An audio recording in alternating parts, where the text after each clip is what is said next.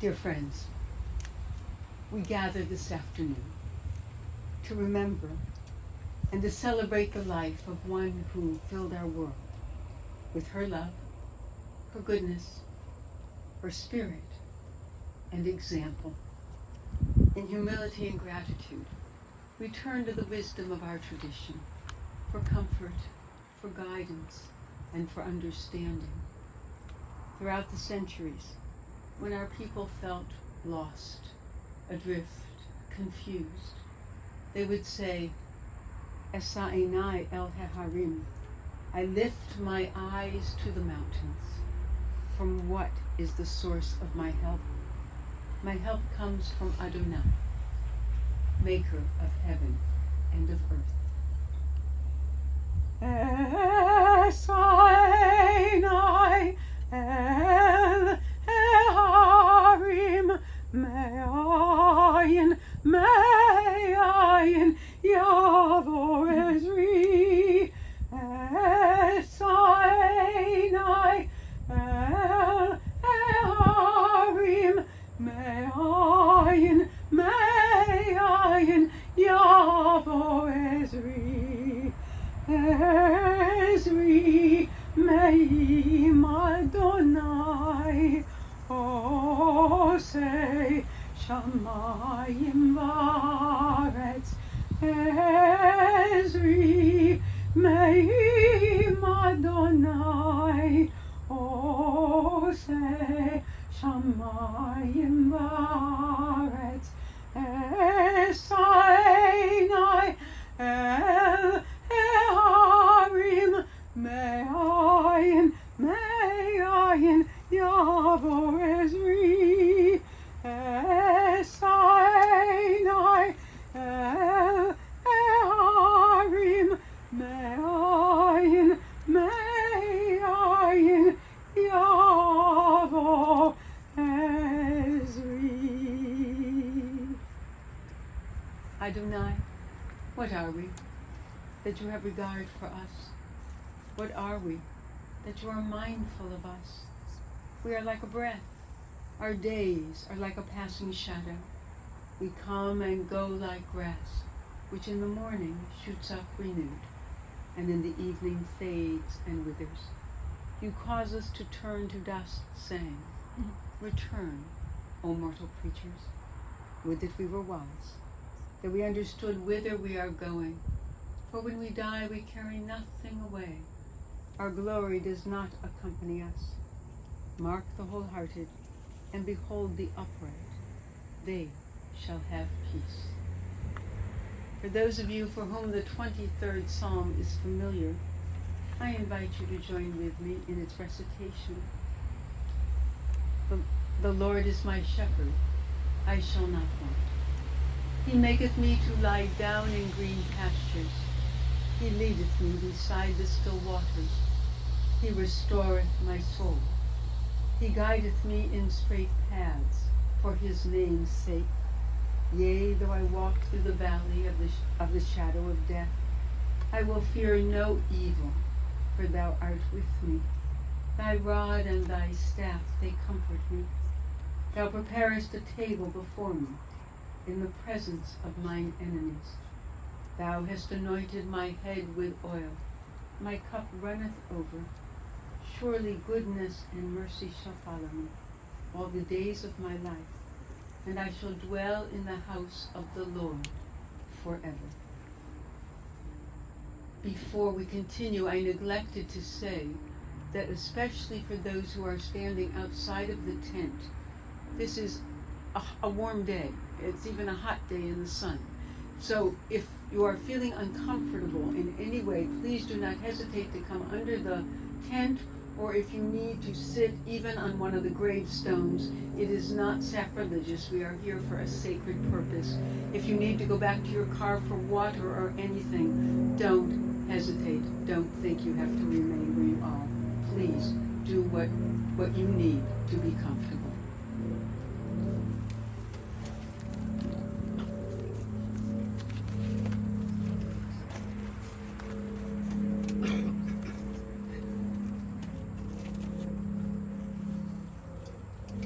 when I die. Remember me with a smile and laughter. If thoughts of me provoke no love, only sadness and tears, I ask that I be soon forgotten. Give what's left of me away to children and old ones who wait to die. And if you must cry, cry for your brother or sister who walks in grief beside you. And when you need me, put your arms around anyone and give them what you need to give to me. You can love me most by letting love live within the circle of your arms, embracing the frightened ones. Love doesn't die. People do. So when all that's left of me is love, give me away. My dear Sherry and Mike, dear Amy and Jay, dear Lisa, grandchildren, family, dear friends. Tonight at sunset, Jews all over the world will be going into their Sukkot, the temporary, tenuous, even flimsy structures that we use to observe Sukkot, the Jewish festival of Thanksgiving, the holiday that celebrates the harvest and acknowledges the ancient Israelites' 40-year sojourn through the wilderness. While Joan Nutkin would have just hosted wonderful meals and to prepare for Yom Kippur and then to break the fast. And while she was quite adept at celebrating our secular holiday of Thanksgiving, given her weather-centric way of deciding what to do and how to spend her time, she was not a great candidate for entertaining in a sukkah, despite her artistic flair that might have enjoyed the creation and design of this unique structure. Nevertheless, the holiday speaks to us of her life and her values. Sukkot is called Echad, the holiday par excellence, and we are commanded to be altogether joyous in its observance. It speaks to us of families gathered together, of shared food and shared conversation, of love and laughter, of blessing and gratitude, of activity and repose, of profound joy in our lives as they are actually lived. For that is the ultimate message of the festival that begins in just a few hours. In the questionable shelter of the fragile sukkah, in the cold and rain that may arrive to make it uncomfortable, as the branches from the loosely covered slattered roof fall into our bowls of soup, we rejoice in the very gift of our lives and all that makes them possible. We rejoice in the reality of human experience, in all of its nobility and complexity. We rejoice in the here and now, today, with its challenges, disappointments, and accomplishments, while we look forward to a better time for this world and its inhabitants. Even with that vision, we embrace our current reality and live it fully, resourcefully, creatively, joyfully. When we think of Joan Nutkin, we think immediately of a person who was active, engaged, involved in numerous pursuits that brought her great pleasure, enjoyment, entertainment, and fun. She grabbed each day as an opportunity for sports, socializing, laughing, and connecting.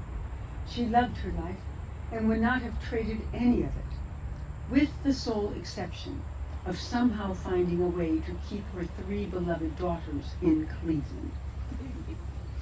In many ways, although she did not know it, she was the embodiment of our Sukkot message. We delight in today with all of its imperfections and live it with all our hearts and souls. We might hypothesize that Joan's upbeat, socially expansive, and fun-loving disposition was, to a certain extent, the result of her position in her family. As the third and youngest of Isaac and Clara Herman's 3 children, she was not only the beloved baby of the family, she was the only girl, and was doted upon by her 2 older brothers, Gerald and Donald. They looked out for her, were protective of her, absolutely adored her, and helped procure chocolates for her.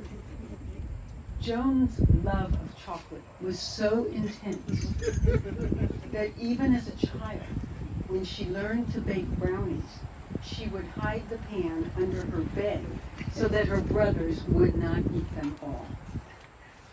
For the rest of her life, even with the challenge of diabetes, she always had a ready stash of chocolate. As a pharmacist, her father Isaac owned Herman Drug in Shaker Heights, and Joan grew up in the house on Milverton. While she was not an athlete during her school years, she would take up certain sports later as an adult and as a mom. She was always an avid sports fan, and particularly of Cleveland teams. She always knew when any of our teams were playing, against what other team, what the odds were, the current statistics, the predictions, the players, the management, their future plans. If she wasn't actually at the game, she would be watching or listening to it. There were few things in this world that made her as happy as watching a game and eating Frango mince. Her first night at the Moss Pavilion, the Indians game was on TV and served to welcome her to her new surroundings. She accommodated to and welcomed many other surroundings long before her last one.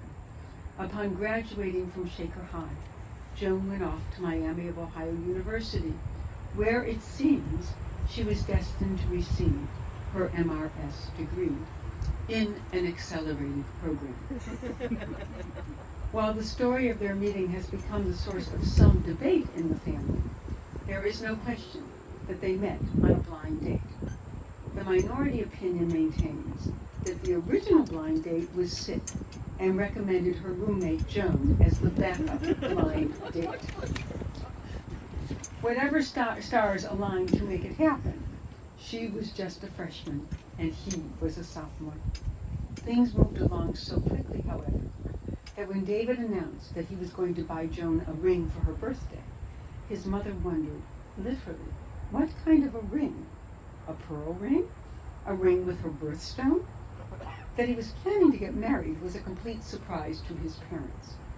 In preparation for their shared life, Joan dropped out of college and came home to go to work. When they married before his senior year, she didn't want to live in Oxford, Ohio, so he transferred to Ohio State, where he also attended dental school. There is a picture of David's graduation from dental school, in which he has Sherry in one arm and Amy in the other. Lisa was not yet of this world. Whatever work Joan may have done in the time leading up to and in the early days of their marriage did not become a defining characteristic of her life. That kind of work was far too intrusive into her time and the things she loved to do, first of which was caring for her husband, her home, and her children. As Amy articulated for Joan herself in the last days of her life, and as Sherry and Lisa concur, she was an outstanding mom who raised 3 remarkable women, each of whom, like Joan, is strong, independent, spirited, loving, caring, active, determined, resolute, and a model for others. She encouraged each of them to follow their dreams and pursue their passions.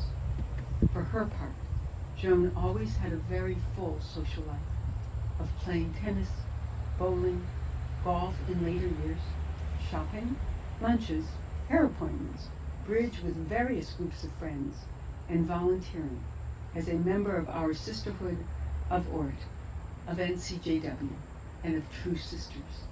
In fact, in response to weekly questions from granddaughter Carol, who called Joan religiously every Sunday, but who more recently was creating a book of memories of my grandmother.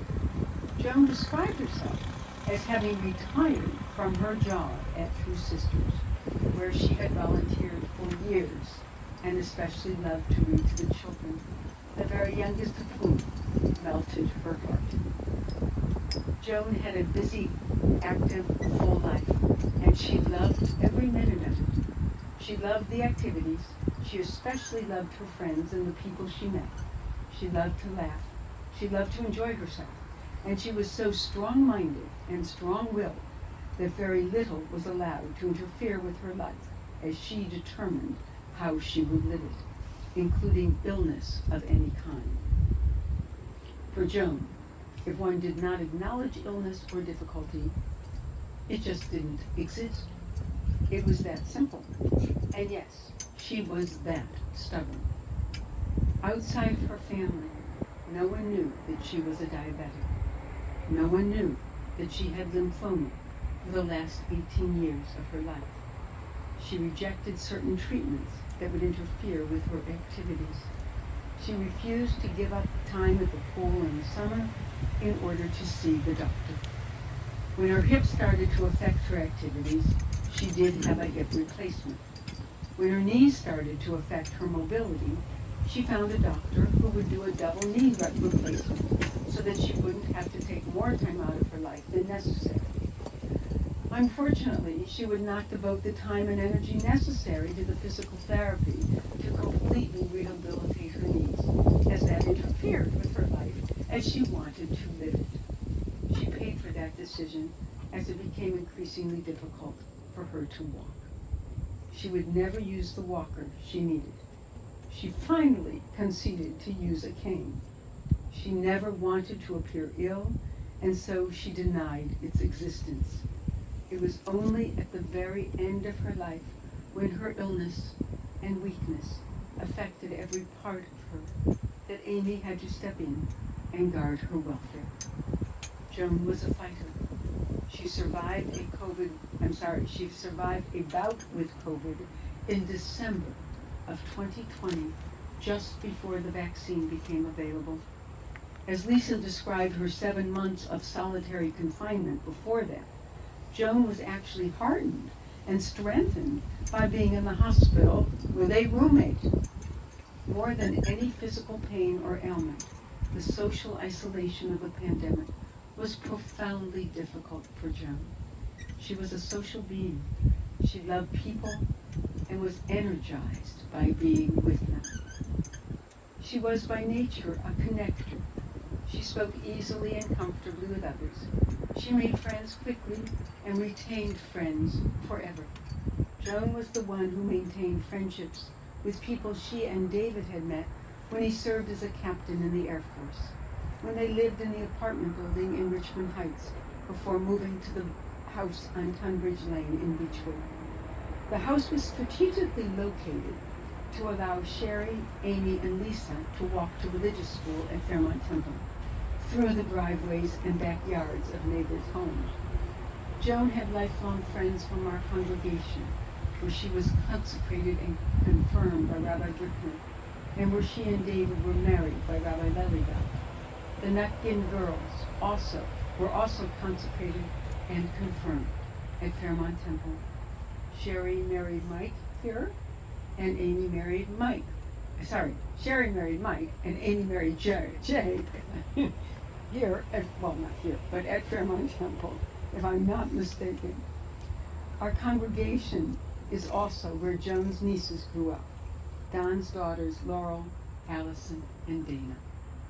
And tragically, it is where the family mourned the untimely passing of her eldest brother Gerald when he was just 50 years old. For Joan, her family was at the center of her life. She was not a gourmet cook, but she was a good cook and loved to entertain. The holidays were always at her home, where the family gathered for Rosh Hashanah, before and after Yom Kippur, for Passover Seder, Hanukkah latkes, Thanksgiving, and special occasions. She was a great meat and potatoes cook who passed on her recipes for noodle kugel, brisket, especially beloved by Stephen, her chocolate pistachio cake, and strawberry jello mold. For Joan, family was all-inclusive as she embraced David's sister Edie and Firth Spiegel and their family. Joan's greatest joy came with the growth of the family she created with David, as her beautiful daughters flourished and matured, and as Mike and Jay came into the family as true sons of her heart, never as sons-in-law.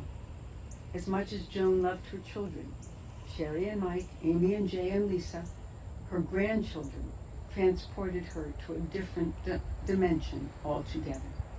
Joan had a very special and unique relationship with each of her 4 grandchildren. She shared her love of laughter and of comedy, her enjoyment of entertainment, and of such shows as Wheel of Fortune, Jeopardy, All in the Family, and Happy Days. It is why their Aunt Lisa explains, she turned out so goofy. Lisa wanted to entertain her mother and make her laugh. The grandchildren, however, brought her a new level of joy, and Joan was always interested in what they were doing, learning, becoming involved in, or in what they were interested.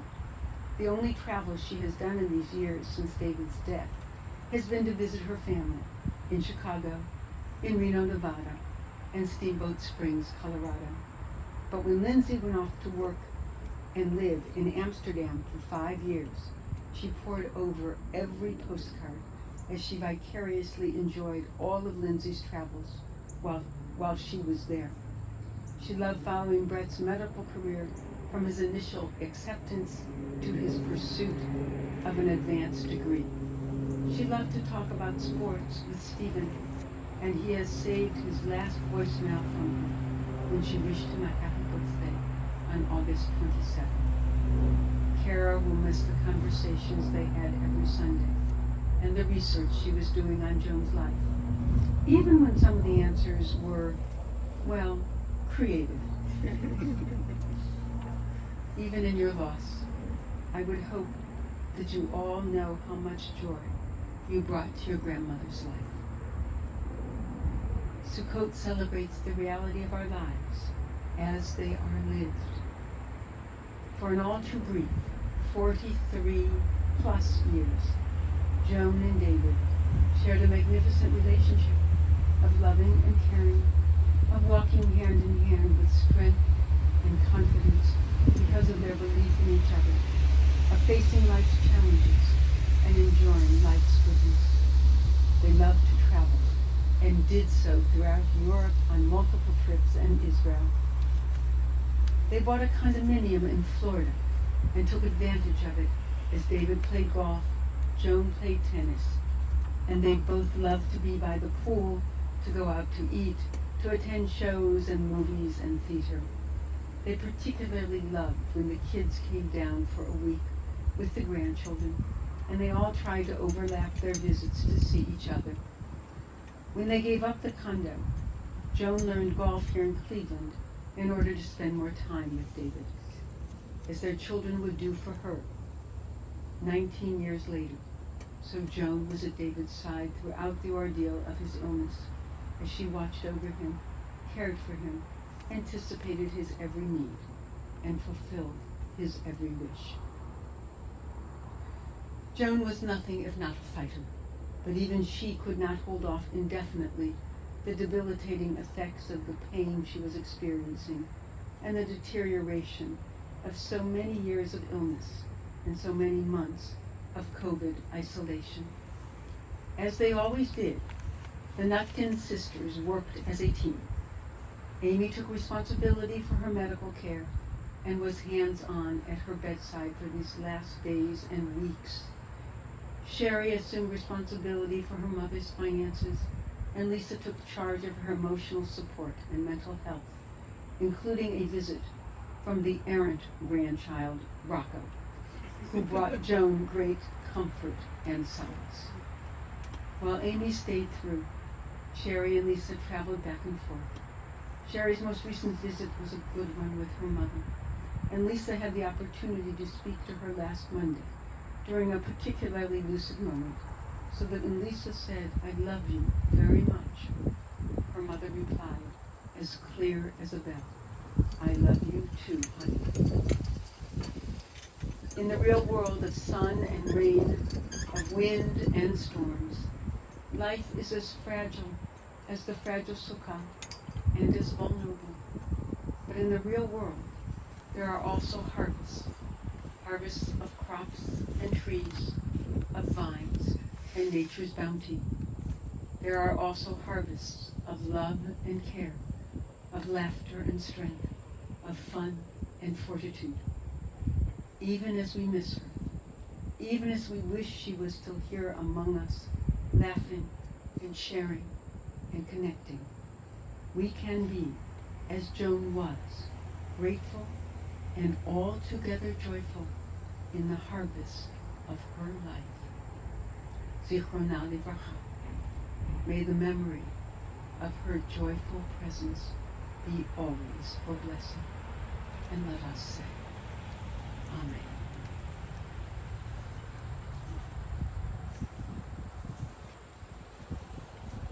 I call now on Amy to share on behalf of the family.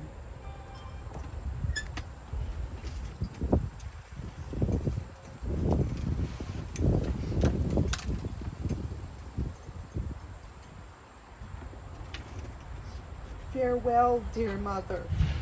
This is a poem written by an unknown author. I did not write it myself. I can't take credit for these sweet words. Somewhere in my heart, beneath all my grief and pain, is a smile I still wear at the sound of your dear name. The precious word is mother. She was my world, you see, but now my heart is breaking, 'cause she's no longer here with me. God chose her for his angel to watch me from above, to guide me and advise me and know that I'm still loved. The day she had to leave me, when her life on earth was through, God had better plans for her, for this I surely knew. When I think of her kind heart and all those loving years, my memories surround me and I can't hold back the tears. She truly was my best friend, someone I could confide in. She always had a tender touch and a warm and gentle grin. I want to thank you, Mother, for teaching me so well, and though the time has come that I must bid you this farewell. I'll remember all you've taught me and make you proud, you'll see. Thank you, my dear mother, for all the love you showed me. Although you've left this earth and now you've taken flight, I know that you are here with me each morning, noon, and night. I love you, Mom, more than you know.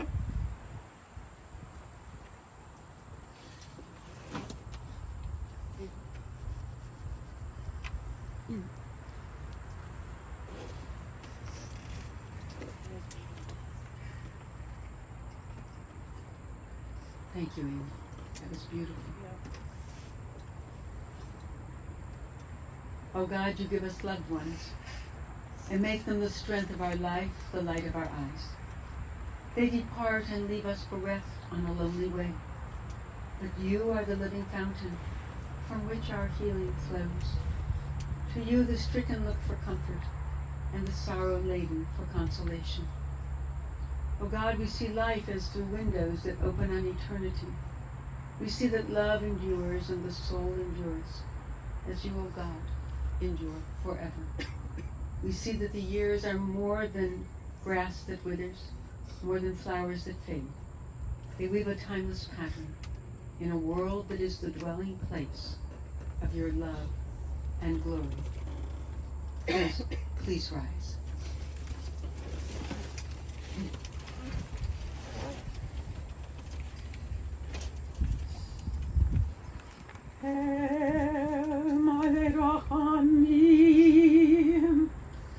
שוכן במרומים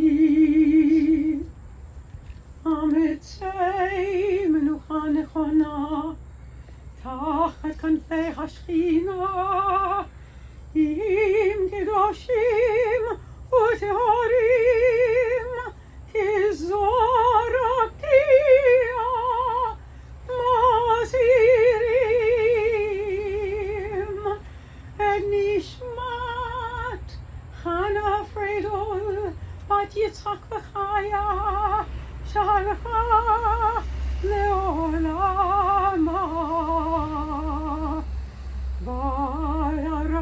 ברחמים יסתיריה בשאת כנפיו לעולמים, ויצרו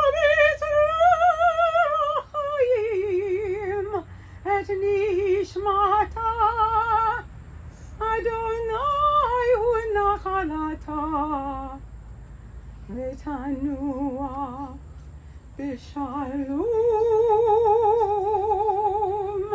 על משכבה, ונאמר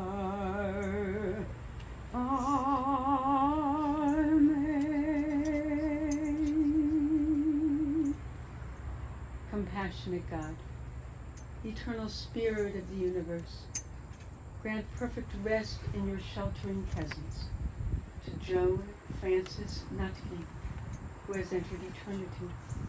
O God of mercy, let her find refuge in the shadow of your wings, and let her soul be bound up in the bond of everlasting life.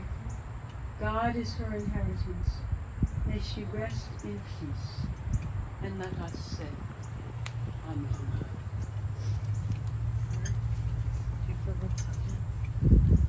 I thought my mom's gravesite was between my dad and Dawn. I just want to make sure that it's right. Yeah. Your dad's right. I know, but her brother's on the other side. I thought it was the site in between them. Okay. Okay, I thought, okay. I just want to make sure before we...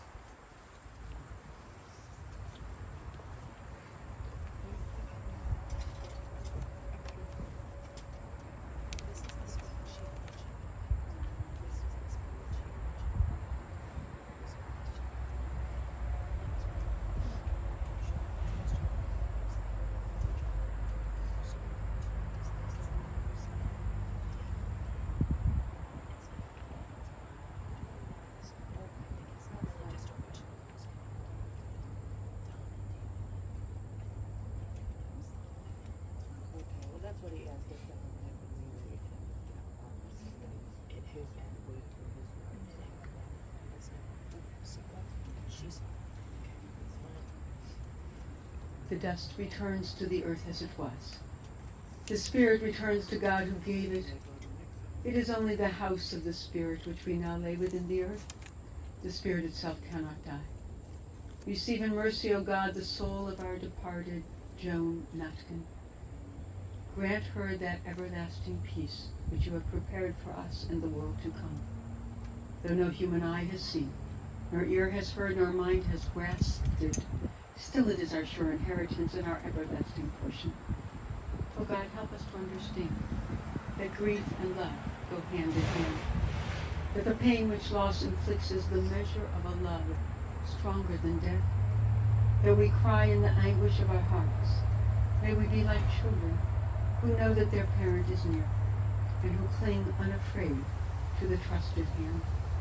In this spirit, O God, do we commit all that is precious to us to your keeping, as we repeat now the words hallowed by generations of our people in the Kaddish praise. Yitkadash, Yitkadash, Shemei Rabbah, Ba'oma Divrah Chidutei, V'yamlich Malchutei, B'chayechon, V'yamechon, V'chayei Dechol Eit Yisrael, Ba'agala V'izman Kari, V'imru, Amen.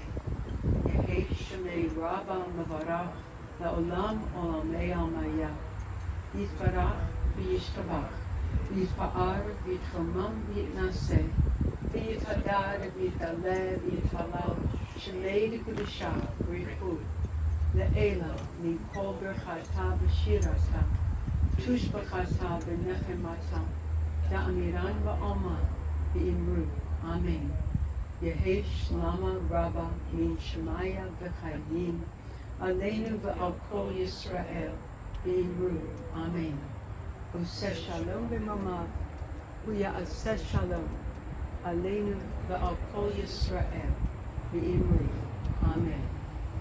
It is part of the tradition of our people to help to bury our departed with our very own hands. And for those particularly of the family for whom it would have meaning to symbolically place a shovelful of dirt upon the gravesite, I invite you to do that at this time. Oh, fine, exactly.